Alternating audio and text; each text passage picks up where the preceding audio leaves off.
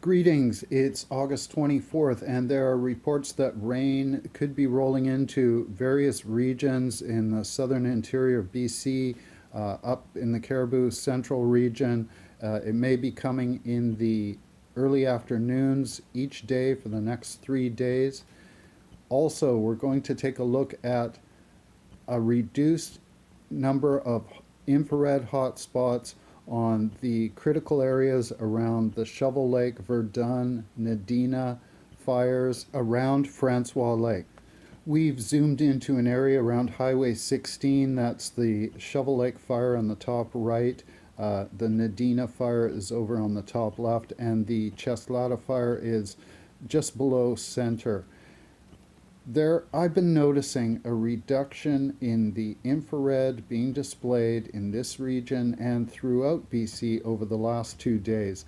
Last night, a significant reduction in the 6 and 12-hour maps. So let's take a look here on the NRC data. We're going back in time. This is August 22nd, looking at infrared hotspots. We're rolling into a screen from yesterday, August 23rd, Thursday, and now we're rolling into today, Friday, August 24th. Definite reduction in the amount of infrared hotspots being displayed. We can also see a lot of this infrared is being pushed back from those northern flanks. There are excursions, sparks, that are coming out on the south and southwestern flanks. And we can see that 3 fire perimeters around the Verdun have all merged together. This has become a complex fire, but there is a reduction in the number of infrared being picked up by sensors at this time. Let's take a look at the 24-hour data showing hotspots, and we'll concentrate on the last 6 to 12-hour maps. This is the province. We see these clusters of fire pockets in the central, northern, and southeastern portion of the province. Now we're rolling into the 6 and 12-hour maps, a reduced amount of activity compared with previous 6 and 12-hour periods. And here's the 6-hour map for the period prior to 7:45 a.m. Pacific Standard Time. Just some new infrared showing up in the southeastern portion of the province. And zooming into the Nechako and Fraser Plateaus, this is the last 12 hours. Let's zoom in. We'll look at the last 24 hours around Tukeezi, Grassy Plains, Unshaw, and Cheslata. This is south of François Lake. Seeing reduced levels of infrared being displayed for a 24-hour time period on this system. So this compares with the NRC data on the M3 system. There's still a lot of controlled signatures moving in a lateral pattern, but reduced random natural fire pockets. Now we've rolled into the last 12 hours. Again, a reduction in the amount of infrared being displayed compared with other periods over the past week. We'll take a look at the last 6 hours. No new infrared hotspots being displayed at this time. However, they can be obscured by smoke, haze, weather conditions. We're rolling into an image from 20 minutes ago. This is the Fire Radiative Power System with the RSAC, and it's very busy. Lots of data on here, difficult to load. This is a screen capture I was able to get of a zoom in close to François Lake, and we can see there's a lot of heat and intensity within the core fire pocket to the south of Unshaw. But there's also significantly more blue and purple cooler infrared hotspots. Overnight I had some concerns. Winds were from the west 14 kilometers an hour. That can bring new oxygen in and cause flare-ups. However, this morning, seeing that reduction in the infrared was definitely a positive sign. So I really wanted to pass this on to you and let you know what I'm seeing on the screen. So you want to check with BC Wildfire. The link is below. Go to their map. Go to zoom in to your area of concern and see what alerts, evacuation orders they have in place. Look for new fires. Those will be the red dots indicating where perhaps a lightning strike has occurred and a fire is broken out. Do that checking, get multiple sources of information. We're seeing a couple of data sets here, so it has to be confirmed by the people on the ground. Also, last night there was some fear of lightning coming in. It kind of rolled to the south of us, headed to the Midwest of the United States. I caught one lightning hit that was on the eastern side of the Rockies. There's a link to this lightning monitor in the description below, as well as a lightning warning map, which can give you a 10-minute heads up on when strikes will occur. Looking at windy again, that's that weather pattern that kind of went through last night, brought moisture in a lot of areas.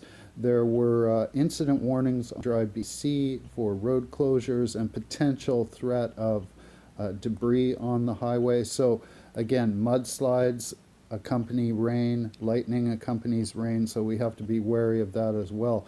But generally cooler weather. I looked on the cams to look for puddles. I didn't see any, so if you can confirm that you received rain, please let me know in the comments. We're looking at an image of Cache Creek from Drive BC, and all the way down to Spences Bridge there were weather warnings. So let's go back to the NRC data from last night. This is 10:46 p.m. PST. We're looking at 6 and 12-hour data, and there's definitely a reduction in the amount of new 6 and 12-hour infrared hotspots. Zooming into the area south of Unshaw, Red Hills, this is Grassy Plains, Cheslata. We are looking at a 24-hour map showing intense activity with controlled pattern signatures. These could be part of a control strategy, reducing fuel in the area, and that has now dissipated today. For confirmation on a cooler trend, let's look at some other regions. This is southern BC. We're looking at the 24-hour map, and when we roll into the 12-hour map, we can see a lot of new heat being generated, but not as much new heat as these fires were generating a couple of days ago. This is a 12-hour map near Castlegar, and we can see on the right-hand side the area around Creston Highway 3. Now we're moving northwards to the Upper Arrow, to the Monashees, Nakusp, looking to the right-hand side near Roseberry.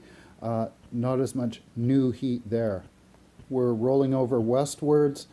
This is the Eastgate fire, Manning Park, but the Olalla and Karameas fires are not showing any new heat. There are still older 24-hour infrared hotspots burning, but we're just looking at new infrared that's occurred within the last 12 hours. We're going to hop over to the island. This is the most recent infrared being displayed.